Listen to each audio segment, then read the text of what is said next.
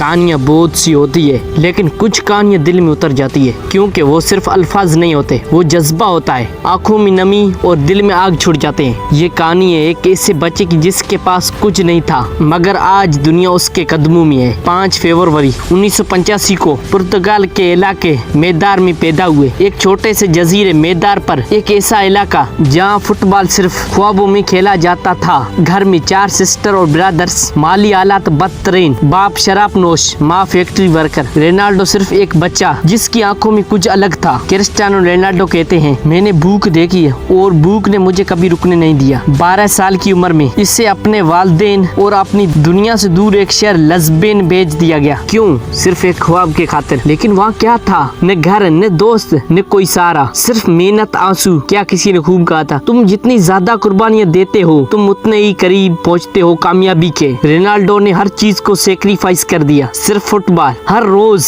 5 घंटे प्रैक्टिस, वजन उठाना, तेज दौड़ लगाना, सख्त डिसिप्लिन अप्लाई करना। इस बंदे ने खुद को तपाया और फाइनली 2003 को मैनचेस्टर यूनाइटेड ने साइन किया। दुनिया ने पहली बार देखा और फिर रुका नहीं, वो रुकने का नाम भी नहीं लिया। इसने 5 बार दुनिया के बेहतरीन खिलाड़ी बनकर बैलोन डोर जीता, सैकड़ों गोल्स, हजारों पुरस्कार, अरबों दिलों की धड़कन, मगर कभी भूला नहीं वो टूटी छित, वो खाली प्लेट, वो तनाई थे। रोनाल्डो कहते, रिकॉर्ड्स मेरा मकसद नहीं था, मगर मैं उनका बन गया। मैं उस वक्त भी जीतना चाहता हूँ जब मैं आ रहा हूँ। अगर तुम्हारे हालात बुरे हैं, अगर तुम्हारी जेब खाली है, अगर दुनिया तुम पर हंस रही है, तो यही वो लम्हा है जहाँ लेजेंड्स बनते हैं। तुम जो हो, तुम्हारी माजी नहीं, तुम्हारी मेहनत। I don't chase records, records chase me. मैं रिकॉर्ड्स के पीछे नहीं भागता, रिकॉर्ड्स मेरे पीछे भागते हैं।